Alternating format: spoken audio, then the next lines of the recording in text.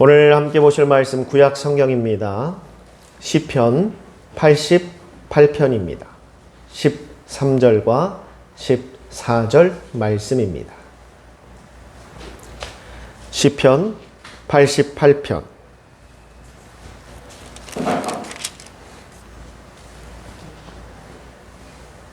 13절과 14절 말씀을 저와 여러분이 같이 봉독하도록 하겠습니다. 13절부터 같이 읽겠습니다. 시작. 여호와여, 오직 내가 주께 부르짖었사오니 아침에 나의 기도가 주의 앞에 이르리이다. 여호와여, 어찌하여 나의 영혼을 버리시며 어찌하여 주의 얼굴을 내게서 숨기시나이까. 아멘. 할렐루야. 여러분들 혹시 트라우마라는 말 들어보셨습니까? 트라우마.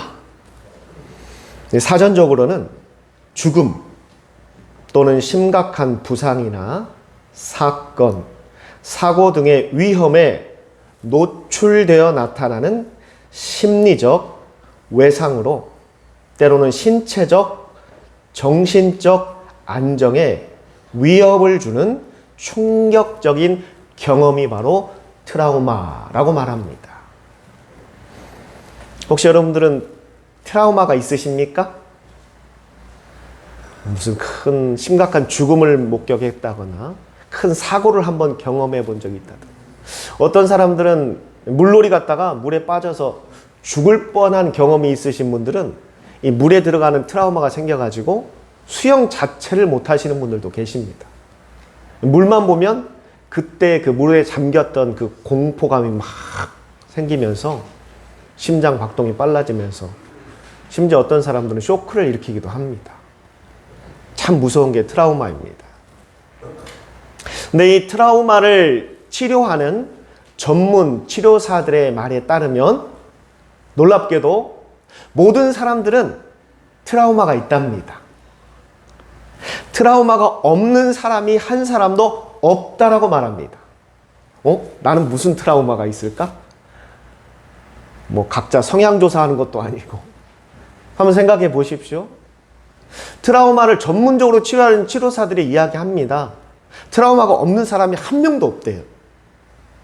그 말인즉슨 우리에게도 뭐가 있다라는 겁니까? 트라우마가 있다라는 거예요. 그런데 나는 특별한 트라우마가 없는 것 같은데 라는 생각을 가지신 분들이 있을 겁니다. 그런데 사람이 가지고 있는 가장 공통적인 트라우마 중에 하나가 뭐냐면 포기하는 것. 실패와 그 다음에 그 잘못되는 것에 대한 공포로부터 자신을 보호하기 위해서 포기하는 현상들을 보인다고 합니다. 무슨 이야기냐면 인생을 살면서 우리가 크고 작은 한두 번의 실수 또는 실패를 경험할 때가 있습니다. 실패를 경험하면 내가 뭔가 이루고자 하는 것을 위해서 간절히 열심히 노력했다가 그게 안 되었을 때 그때 얼마나 심적인 고통이 있습니까? 상처가 되기도 하고 낙심하기도 하고 낭망하기도 합니다. 그런 것이 인간들에게 이제 쌓이기 시작하면 그게 트라우마가 되어가지고 무슨 일을 우리가 시도할 때 그 일에 조금이라도 일이 실패할 것처럼 보이게 되면 자신을 보호하기 위해서 사람은 포기를 선택한답니다. 포기를 해버린대. 왜? 또 실패하면 상처받을 수 있기 때문에. 그래서 대부분의 사람들은 그런 트라우마를 갖고 있다고 합니다. 실패에 대한 두려움, 실패에 대한 부담감. 그래서 실질적으로 성공하는 사람들의 특징을 보면 그 실패의 부담감과 두려움의 그 범위가 우리보다는 상당히 좁답니다. 그래서 그 사람들의 특징은 일을 추진함에 있어서 이 일이 실패할 수도 있겠다, 어쩌면 잘 안 될 수도 있겠다라는 생각의 퍼센티지가 한 50%, 60% 이상 되었을 때 포기한답니다. 그런데 대부분의 사람들은 놀랍게도 채 5%밖에 안 되는데도 포기하는 경우가 있답니다. 내가 무언가 일을 시작하려고 할 때 이거 조짐이 왠지 실패할 것 같은데, 안 될 것 같은데 라는 생각이 몇 %요? 5%만 돼도 사람들은 그냥 포기해버린답니다. 안 될 거야. 그래. 이건 안 돼, 안 돼, 안 돼. 해봐야 필요 없어. 분명히 실패해. 그런데 성공하는 사람들은 그 퍼센테이지가 높아요. 한 50에서 60% 정도 돼야지 그때 안 되겠구나 하면서 포기한답니다. 여러분, 지금 우리가 무슨 일을 할 때 그 일이 실패할 확률이 5%라는 얘기는 성공할 확률은 몇 %입니까? 95%예요. 그런데 우리는 무엇 때문에? 그 실패 두려움 때문에 그 5%밖에 안 되는 그 위험 부담을 감수하지 못하고 결국 포기해버립니다. 안 해버려요. 모든 사람들이 갖고 있는 트라우마라고 합니다. 그런데 그거 말고도 정말 심적인 또 육체적인 그런 트라우마를 갖고 계신 분들도 계십니다. 그럼 우리 그리스도인들은 트라우마가 있을까요, 없을까요? 하나님만을 경외하고 하나님만을 믿고 늘 하나님과 교제하는 우리 크리스찬들은 트라우마가 있을까요, 없을까요? 자, 있다. 트라우마가 있다. 손 드신 분들은 믿음이 아주 없으신 분들이 내리시고, 어찌 우리가 하나님을 의지하는데 트라우마 따위가 우리의 믿음을 지배하려? 트라우마는 없다. 나머지는 뭐예요? 뭡니까? 있다도 아니고 없다도 아니고 뭡니까? 여러분은 뭐예요? 근데 여러분, 방금 믿음 없다고 한 말은 제가 웃자고 한 말이고, 우리 크리스찬들도 모두 트라우마가 있습니다. 다 트라우마가 있대요. 자, 우리 크리스찬들에게 있는 트라우마는 무엇이냐면 이겁니다. 여러분들 뭔가 간절히 소망하는 게 있습니다. 내 힘과 내 능력으로 할 수 있으면 우리는 소망하지 않아요. 내가 기대한다, 소망한다라는 건 내가 할 수 없기 때문에 소망하는 겁니다. 그렇죠? 내가 할 수 있는 걸 뭐하러 소망합니까? 그냥 하면 되는데. 그런데 내가 할 수 없기 때문에, 내 능력 바뀌기 때문에 우리가 소망하고 기대합니다. 그런데 내 소망과 기대만 가지고는 이룰 수 없다는 걸 알아요. 왜? 우리는 하나님을 믿기 때문에. 그때 우리가 선택하는 방법이 뭘까요? 해봤어야지 알지. 기도입니다. 기도. 그때 선택하는 게 기도잖아요. 내 능력 바뀌기 때문에, 내가 할 수 없기 때문에 이 문제가 해결되기를 바라는 마음으로 우리는 뭐합니까? 기도해요. 그런데 여러분에게 묻습니다. 기도할 때마다 즉각 해결이 되던가요? 기도하자마자 놀랍게 예수님의 이름으로 기도합니다, 아멘 하자마자 딱 해결되던가요? 안 되죠. 어쩌면 안 되는 경우가 더 많아요. 그게 우리 크리스찬들의 트라우마라고 합니다. 이게 차곡차곡 경험으로 쌓이기 시작하다 보면 우리 마음 가운데 어떻게 생각이 드냐면, 어차피 기도해도 안 되던데, 내가 기도해봤더니 안 되던데? 그 다음에 선택하는 방법이 뭐냐면 기도를 포기해버립니다. 똑같아요. 사회에서, 세상에서 살아가는 사람들은 무엇을 두려워한다고 했죠? 실패를 두려워해요. 그래서 단 5%밖에 안 되는 그 실패의 위험 부담 앞에 사람은 포기를 선택해버립니다. 우리 크리스찬도 마찬가지예요. 기도해봤더니 응답이 안 되던데? 안 되던데? 해봐도 안 되던데? 그래서 아예 기도 자체를 포기해버립니다. 안 해요. 왜? 응답받지 못했다라는 그런 생각이 있기 때문에. 그러면 이제 우리가 어떻게 하면서 살아야 될 것인가? 기도도 포기하고, 그러면 우리가 어떻게 살아야 되겠어요? 그런데 여러분, 이 트라우마라는 것은 좋은 게 아니라요, 우리의 마음과 생각과 정신을 지배하고 있는 우리 마음의 병과 같은 거예요. 병은 어떻게 해야 됩니까? 치료해야 돼요.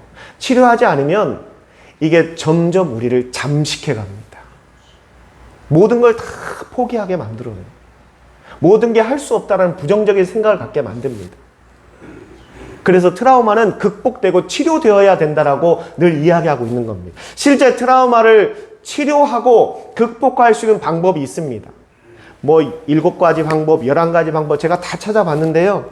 그걸 다 종합해서 요약해 보니까 딱 4가지의 방법이 있더라고요. 트라우마를 극복할 수 있는 방법. 첫째는 뭐냐? 전문가를 찾아가라고 말합니다. 전문가. 비전문가 찾아가서는 치료가 안 된대요. 트라우마를 치료하려면 전문가를 만나야 됩니다. 전문적으로 치료할 수 있는 사람들. 세상적인 트라우마는 세상에서 트라우마를 전문적으로 치료하시는 분들이 계십니다. 그분을 찾아가서 치료를 받아야 돼요. 반대로 영적인 치료는 전문가 누구를 찾아가야 되겠습니까? 그렇죠. 목사님을 찾아오셔야 합니다. 두 번째, 소통을 하랍니다. 나에게 이러한 트라우마가 있다는 것을 주변에 많이 알리래요. 나는 이러한 트라우마가 있어. 나는 이런 생각이 있어. 라는 것을 주변에 많이 소통하면서 이야기를 해야 된다는 겁니다. 자기 혼자만 알고 있어서는 치료가 안 된대요. 가장 먼저 내 가까운 가족들에게 이야기를 해야 됩니다. 나에게는 이러한 트라우마가 있다고. 나는 이런 것 때문에 힘들어하고 있다는 것을 주변에 이야기해야 돼요. 그리고 나를 아는 사람들에게도 계속 전파해야 합니다. 그 다음에 세 번째가 뭐냐? 긍정적인 생각을 가져보라는 겁니다. 모든 트라우마는 안 될 것이다. 사고가 날 것이다. 분명히 결과가 나쁠 것이라는 이 부정적인 사고들이 계속 모일 수밖에 없어요. 그러나 그 생각을 한 번만 바꿔보라는 겁니다. 될 수도 있을지 모른다라는 긍정적인 생각을 품어보라는 거예요. 그리고 마지막으로 네 번째가 뭐냐? 계획을 완전히 바꿔보라는 겁니다. 지금 품고 있는 생각과 계획을 한번 완전히 바꿔보래요. 이게 바로 트라우마를 치료할 수 있는, 제가 7가지 방법, 11가지 방법을 다 찾아봤는데 그걸 종합적으로 딱 4가지로 여러분들 쉽게 이야기한 겁니다. 자, 그러면 우리가 세상적인 그런 트라우마는 목사가 아니라 전문 상담사를 찾아가서 치료받아야 되지만, 영적인 트라우마는 우리가 하나님 앞에 나와서 말씀을 통해 치료받아야 됩니다. 그래서 오늘 여러분들에게 전하고자 하는 게 바로 그 영적인 트라우마를 우리가 한번 극복해 보자라는 겁니다. 치료해 보자라는 겁니다. 할렐루야! 오늘 말씀이 무엇을 여러분들에게 전하고자 하는지 이해가 되시죠, 이제? 오늘 본문의 시편 기자는 이렇게 말합니다. 하나님, 제가 오직 하나님께 기도했으며 아침마다 하나님을 찾아가 기도했습니다. 새벽 예배를 열심히 하는 성도인가 봐요. 제가 하나님을 아침마다 찾아가서 기도했다라고 이야기하고 있습니다. 얼마나 그 믿음이 대단합니까? 열심히 대단해요. 그런데 뭐라고 말해요? 그런데 어찌하여 하나님은 저를 버리셨나이까? 가 결론입니다. 결론이 우리 생각과는 완전히 다르죠? 우리가 일반적으로 제가 하나님을 늘 찾고 있습니다. 아침마다 하나님을 찾아가 기도합니다. 그래서 감사합니다. 하나님이 저를 도와주시고 인도해 주셔서 너무나 감사합니다로 끝나야 되는데, 시편 기자는 뭐라고 하냐면, 하나님, 제가 아침마다 하나님을 찾아가서 그렇게 부르짖었는데 왜 하나님은 제 기도를 안 들어주십니까? 예, 지금 이야기가. 시편 기자가 그걸 말하고 있는 거예요. 왜 제 인생이 이렇게 힘듭니까? 하나님, 하루도 쉬지 않고 아침마다 하나님 찾아가서 그 새벽마다 하나님을 부르짖고 기도했는데 왜 제 기도를 안 들어주십니까? 왜 제 인생은 이렇게 여전히 힘들고 고달프고 고통스러운 삶을 살아야 합니까? 지금 시편 기자가 그걸 이야기하고 있는 거예요.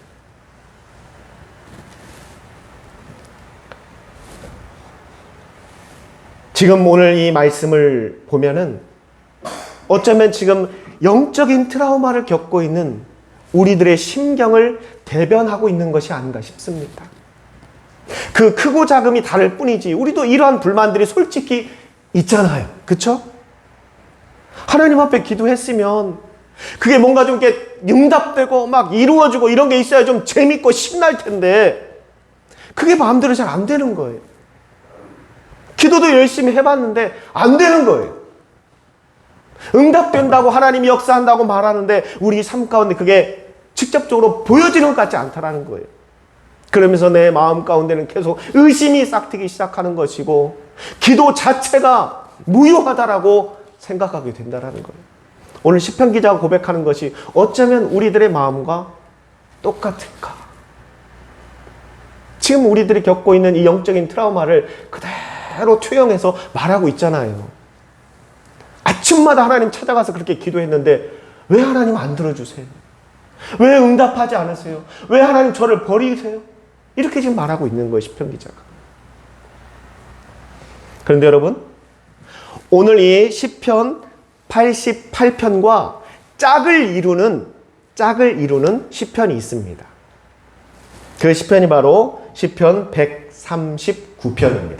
왜 짝을 이루느냐? 자, 잘 들으시고. 오늘 시편 88편에 보면 위에 이렇게 쓰여 있습니다.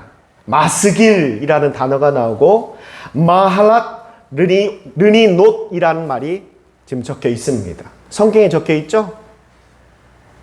시편 88편 1절 위에 보면 이 시가 어떤 시인지에 대해서 그렇게 적혀 있습니다. 그런데 우리가 잘 모르는 단어 마스길, 마할랏 르니놋이라는 단어가 나옵니다.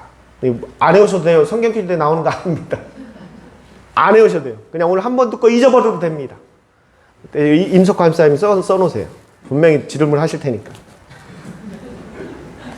여기서 중요한 건 뭐냐면 이 시편을 언제 읽어야 되는지를 설명하는 설명서예요. 그 단어가.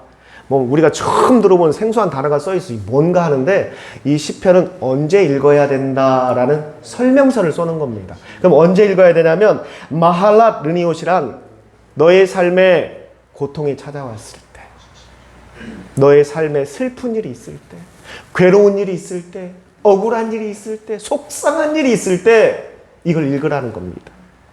왜 읽어야 되느냐? 그걸 통해서 마스길, 하나님의 뜻을, 마스길이 깨닫다라는 뜻이에요. 하나님의 뜻을 깨닫다. 그 고통 가운데 임하신 하나님의 뜻을 깨닫게 하기 위한 시라는 거예요. 이해가 되시죠, 이제? 우리 임석환 선생님 써놓으셨죠? 네. 그런데 이 내 삶에 고통이 왔을 때, 힘든 일이 있을 때 읽어야 되는 시다라고 했는데 이 시와 짝을 이루는 시란 얘기는 그 시도 뭐라는 얘기 똑같이 인생에 무엇이 찾아왔을 때, 고통이 찾아왔을 때 읽어야 되는 시라는 거예요. 그게 바로 시편 139편입니다. 자, 이제 설교 거의 다 끝났어요. 집중하시고. 시편 139편 찾아보지 마세요. 제가 읽어드릴게요. 그냥 제가 다 찾아가는 서비스 읽어드리겠습니다. 자, 잘 들으세요. 오늘 시편 88편과 한번 비교해서 들어보시기 바랍니다. 둘 다 똑같이 인생이 고난이 찾아왔을 때 읽어라 라고 하면서 준 시예요. 시편 139편입니다. 여호와 주께서 언제나 저를 살펴보셨으니 저를 잘 아실 것입니다. 주께서 내가 앉고 서는 것을 아시고 제가 아무리 멀리 있어도 하나님은 제 생각을 읽으시는 분이십니다. 주께서 내가 갈 길과 또한 내가 쉬는 것을 알고 계시고 내가 앞으로 행할 모든 것을 알고 계시는 분이십니다. 주께서 제가 하는 모든 말을 제가 뭐라고 이야기해도 하나님은 이해하시는 분이십니다. 그러니 제가 주를 떠나 어디에 숨을 수 있겠습니까? 내가 하늘에 가도 그곳에 하나님이 계시고 내가 아무리 땅속 저 깊은 곳에 간다 할지라도 하나님이 그곳에 계십니다. 그러니 앞으로 내 삶에 흑암이 나를 덮고 나를 두르는 모든 것이 칠흑과 같은 밤이라 할지라도 저는 두렵지 않습니다. 하나님은 나를 지으셨고 또한 나를 만드신 분이십니다. 하나님께서 일하심을 인간인 저는 이해할 수 없습니다. 왜 그렇게 하시는지, 왜 그렇게 하셔야만 했는지 저는 하나님의 그 뜻과 그 행동을 이해할 수는 없습니다. 그러나 저는 그 하나님의 마음을 믿습니다. 하나님은 언제나 내 마음과 내 생각을 살피시고 나를 가장 복된 길로 인도해 주셨습니다. 비록 지금 나에게 놓인 이 삶이 내가 감당하기 어려운 삶이고 버거운 삶일지라도 왜 나에게 이러한 고난을 주셨는지 하나님의 뜻을 헤아릴 수는 없지만 하나님은 한 번도 나를 실망시킨 적이 없으십니다. 하나님은 결국 나를 가장 선한 길로 인도해 주셨습니다. 할렐루야. 이게 바로 시편 139편의 시입니다. 이 시는 누가 썼냐면요, 다윗이라는 사람이 썼어요. 다윗이 언제 썼냐면, 다윗은 아무런 죄도 짓지 않았는데 그 나라의 왕 사울이 왕명을 내렸습니다. 뭐라고 내렸냐면, 다윗은 반역자다. 보는 즉시 다윗을 죽이라. 아무나 다 죽이라. 죽인 자에게 내게 후한 상을 내리겠다. 그 온 나라에 다윗의 현상금을 걸고 공표했습니다. 다윗을 보는 즉시 이유 불문하고 그의 목을 베어 오는 자에게 내가 푸짐한 상을 내리겠노라. 다윗은 아무런 죄를 짓지도 않았어요. 오히려 다윗은 그 위기 가운데 있는 이스라엘을 구해낸 사람입니다. 나라가 멸망의 위기에 처해 있을 때 그 나라를 목숨을 걸고 나가 싸워 지켰던 사람이에요. 그랬던 다윗이 이 사울 왕에게 쫓겨서 이제 도망자가 됩니다. 그 누구 하나 다윗을 받아들이지 않아요. 왜? 다윗은 지금 왕이 쫓고 있는 사람인데 행여나 다윗을 도왔다가는 그 화가 나에게도 임할 수 있기 때문에 모두가 다윗을 멀리합니다. 그 다윗의 지금 심경이 어땠을 것 같아요? 내가 치운 죄도 없는데, 내가 잘못한 것 하나 없는데 쫓기는 신세가 되어서, 도망자가 되어서 숨어 살아야 합니다. 언제 죽을지 모르는 그 공포와 두려움이 늘 다윗의 뒤를 쫓고 있습니다. 행여나 지금 내가 걸어가다 마주친 저 사람이 신고를 해서 내가 잡혀 오늘 이 밤 내 목이 잘릴 수도 있다라는 두려움이 늘 다윗을 쫓아가고 있었어요. 그때 다윗이 그 마음을 고백한 게 바로 시편 139편의 시입니다. 그래서 다윗이 이야기하는 거예요. 하나님, 제가 왜 이렇게 되어야 하는지, 제가 왜 이런 억울한 일을 당해야 하는지, 제가 왜 이런 고통 가운데 있어야 하는지 저는 하나님의 뜻을 도저히 이해할 수 없습니다. 그러나 저는 하나님을 믿습니다. 하나님이 분명히 저에게 뜻이 있고 계획이 있으시기에 인도하고 계심을 믿습니다.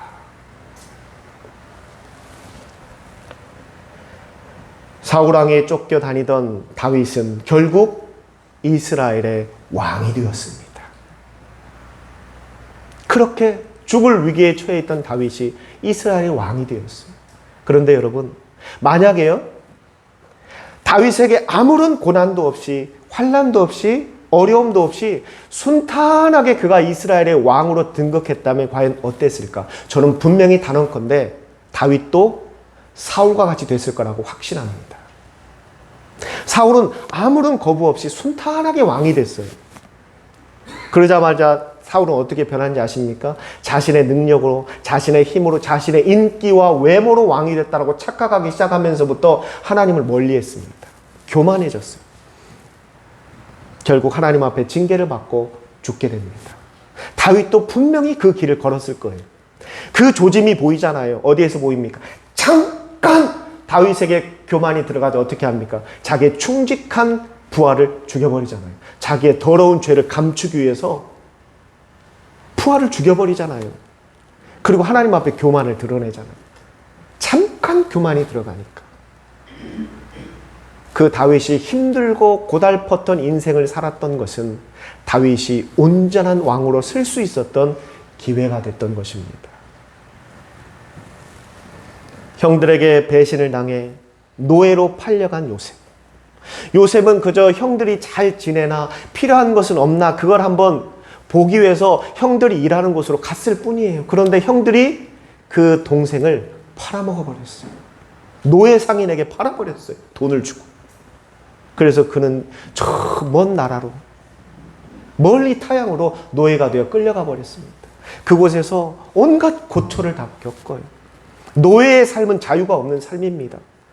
그 자신이 모시는 주인의 아내를 겁탈하려고 했다라는 그 억울한 죄까지 뒤집어쓰고 사형 선고를 받고 감옥에 갇혀버립니다. 햇빛 하나 들지 않는 곳에 감옥에 갇혀서 언제 죽을지 모르는 상황에 처했던 게 바로 요셉이었어요. 그러한 요셉을 하나님께서 어떻게 하십니까? 그 이집트라는 거대한 나라의 왕 다음 가는 자리에, 총리의 자리에 그 요셉을 세우십니다. 여러분들이 잘 아는 다니엘. 왕이 명령을 내렸어요. 이제 앞으로 왕 이외에 그 누구에게도 절하는 자는 다 사자굴에 던져 죽이리라. 왕명을 내렸어요. 그 누구도 거역할 수 없습니다. 다니엘도 그 왕명을 들었습니다.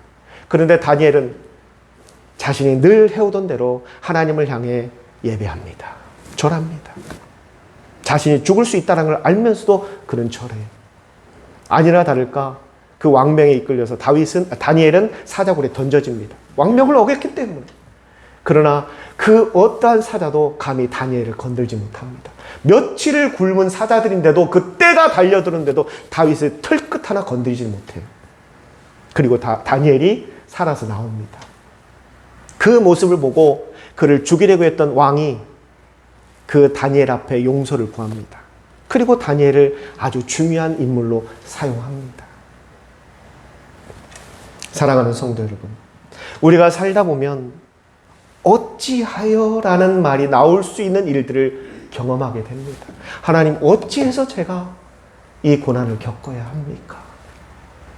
하나님, 어찌해서 제가 이 환난 가운데 살아야 합니까? 하나님, 어찌해서 제가 이 고통을 감당해야 합니까? 하나님 앞에 제가 기도가 부족했습니까? 하나님 앞에 제가 헌신이 부족했습니까? 하나님 앞에 제가 열심히 부족했습니까? 제가 할 수 있는 최선을 다해 하나님 앞에 예배하고 헌신하고 충성을 했는데 어찌하여 제 인생에 이런 고달픈 일이 생기는 겁니까?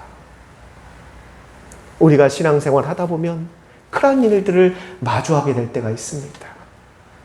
그게 우리에게 또 안 좋은 트라우마가 되어서 우리의 열심을 꺾어버립니다. 열심히 해도 안 되는데, 예배 생활 열심히 해도 안 되는데, 기도 내가 열심히 해봤는데도 안 되는데, 그래도 내가 이렇게 고난 가운데 있는데 내가 굳이 그렇게 할 필요가 있을까? 그런 트라우마가 생긴다는 겁니다.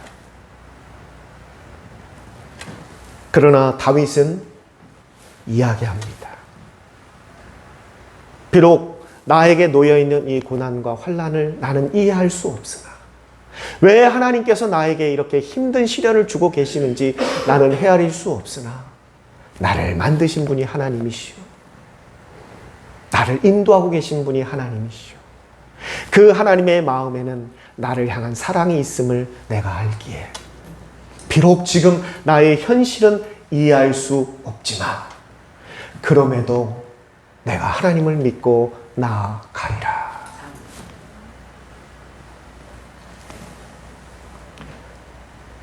사랑하는 성도 여러분, 우리는 하나님의 뜻을 다 이해할 수 없습니다. 하나님의 그 뜻을 우리가 다 헤아릴 수도 없습니다. 지금 당장 내 인생 앞에 놓여있는 이 고난이 왜인지 그 이유를 알 수도 없습니다. 그러나 우리가 알고 있는 것은 분명한 사실. 그건 하나님이 나의 아버지가 되신다라는 것. 그리고 하나님은 가장 선한 길로 나를 인도하고 계신다라는 것. 그리고 그 결과는 하나님께서 베풀어 주시는 은혜와 축복이 기다리고 있다라는 것을. 여러분, 제가 지난 설교 때 한번 얘기했죠? 저는 이렇게 영화 같은 거 볼 때 도저히 내용을 이해하지 못하겠다, 뭔 내용인지 모르겠다 하면 저는 어떻게 한다고 했죠? 어떻게 한다고 했죠? 결말을 봅니다. 먼저. 영화를 보다가 도저히 영화가 이해가 안 가. 이게 도대체 무슨 내용인지. 그러면은 영화의 결말을 먼저 봅니다. 그 결말이 어떻게 되는지를 먼저 봐요. 그리고 나서 다시 처음부터 봅니다. 그러면 모든 게 그때서 이해가 돼요. 왜 그랬는지, 왜 그래야만 했는지를 깨닫게 됩니다. 하나님은 여러분을 사랑하십니다. 그 사랑이 한 번도 하나님에게서 빠져나가신 적이 없으세요. 이 세상을 창조하기 전부터 여러분을 선택하시고 사랑하셨습니다. 그리고 하나님은 여러분보다 여러분이 더 행복하기를 원하십니다. 하나님은 내가 바라는 것보다 더 크게 여러분의 행복을 바라고 계신 분이십니다. 그리고 하나님은 당신이 할 수 있는 모든 것을 동원해서 여러분을 돕기를 원하십니다. 여러분이 어떤 상황에 있든 어떤 처지에 있든 하나님 늘 여러분을 지켜보고 계시고 인도하십니다. 그런데 인생을 살면서 가끔 이해하지 못하는 일들을 만날 때가 있을 겁니다. 도저히 내 머리로, 내 신앙으로 해석할 수 없는 일들을 맞닥뜨릴 때가 있을 겁니다. 그럴 때 여러분, 오늘 다윗의 고백처럼 그럼에도 하나님을 믿어보십시오. 하나님은 절대 여러분을 실망시키지 않으십니다. 지금 내가 걷는 이 길이 비록 험한 길이라 할지라도, 내가 원한 꽃길이 아니라 정말 자갈길, 돌밭길이라 할지라도 그 끝에는 하나님이 계획하신 것이 기다리고 있습니다. 우리는 그 결말을 알고 걸어가는 사람들이에요. 저는 오늘 이 말씀이 여러분에게 있는 모든 영적인 트라우마를 다 치료해버리고 건강한 신앙생활을 하는 여러분들이 되기를 바랍니다. 사랑하는 성도 여러분, 아무리 내 인생에 어려움이 있다 하더라도, 고난이 있다 하더라도 오늘 말씀의 제목처럼 그럼에도 우리는 하나님을 믿고 나아갑시다. 하나님 계획이 있으시고 뜻이 있으시고 그 끝에는 가장 선하고 복된 것이 우리를 기다리고 있습니다. 기도하겠습니다.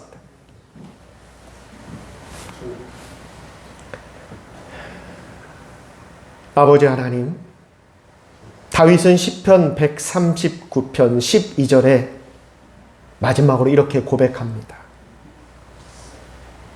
하나님 앞에는 그 어떠한 흑암도 나를 숨기지 못하고 밤이 낮과 같이 비추일 것이고